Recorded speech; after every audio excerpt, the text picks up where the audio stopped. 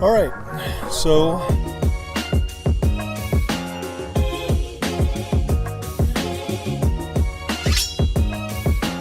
today we're going to be making shrimp wrapped in beautiful, delicious bacon wrapped shrimp. And to add a little flair to it, we threw in some delicious pineapple. Sliced to perfection. You want to get your shrimp, you want to know where to get it. Now East Coast, West Coast is a little different. I think you got your BJ's out there on the East Coast. We got our Costco out here on the West Coast. I got my shrimp at Costco. Jumbo shrimp, I believe it's U15.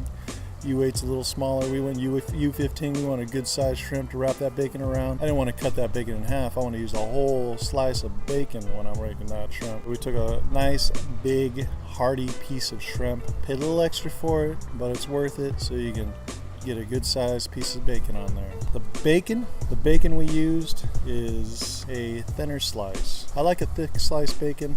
We make bacon in our Traeger all the time on smoke for 4 hours. Take that out and we slice it after it cools down into nice thick slices. But for this one, we wanted real thin slices because you have to account for that bacon needs to cook a little faster. You don't want your shrimp to dry out. Although the beauty of it is when it's wrapped in that bacon, the shrimp is going to stay nice and juicy because the oil and the other things that we put on there are going to keep the shrimp nice and tender and juicy. It's not going to dry out like if you just threw your shrimp on the barbecue, you threw your shrimp on the Traeger and just let it cook for the amount of time that we let it cook, because it would be pretty dried out shrimp. It would suck. I tell you, sucking ain't good unless you're sucking some wine. That's some good sucking. Okay, so we covered the bacon, we covered the shrimp. The first thing we do is we add the olive oil. So you're popping on that olive oil. Holy bum. Let's fix this.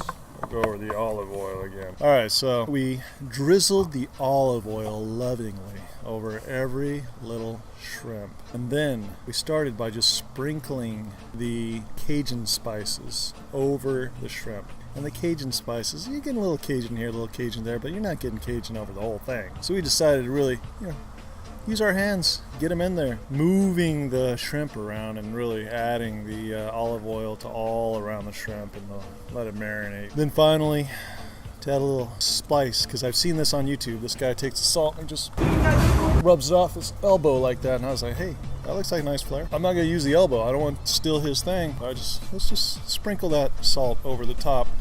Add a little salt to it. Like I said, not too much salt because your bacon's already salty. Seafood's already got a little bit of salt taste to it, so just a little bit on top. And then we wanted to go with two different things. Let's go with the traditional bacon wrapped Cajun shrimp, and then we wanted to put a little slice of pineapple in there. So now you got your heat and you got your coolness. A little balance between the two. See how that tastes. I thought it was pretty awesome. Jack said it was pretty awesome. He's not here. He would testify. He says this is the best I've ever had. He says it a lot, sure. A lot of pats on the back. Now, what you want to see, and you didn't see this, we edited it out. We were pretty slick. I took them off of those holders and I put them directly on the grill because it wasn't really cooking nicely in the holders. We do something else I'm going to show you later. You're going to love this. It's called the Sonoran dog. We're going to do that next episode. Sonoran dog. Sonoran dog works perfectly in those holders. Bacon wrapped shrimp, I wasn't really pleased with the way it was cooking. Holders, you tell me. If you have the holders and you try them, you let me know how it turned out. The ones that were just bacon wrapped cooked perfectly. The ones that we added the slice of pineapple in there, those didn't cook so perfectly. Pineapple too cool, pineapple too, I don't want to be a part of this whole thing. Bam, bam, let me out of here. Gah! What happened was the pineapple was shredding the bacon. I don't know why. It was splitting the crap out of that bacon. So, I don't know. Put the pineapple somewhere else next time. Let's try that out. Didn't work. Pineapple ones, it tasted amazing, but the bacon didn't cook as well as non-pineapple. So the ones without the pineapple cooked really crisp. The ones with the pineapple didn't cook so crisp, but you had that nice, like I said, balance between the pineapple taste and the Cajun spice and the bacon, and it's amazing. Those sizzled and you got a nice crisp bacon off of it. So try it out. Try both like we did. Try the pineapple, the non-pineapple. See how you like it. Let us know in the comment section below.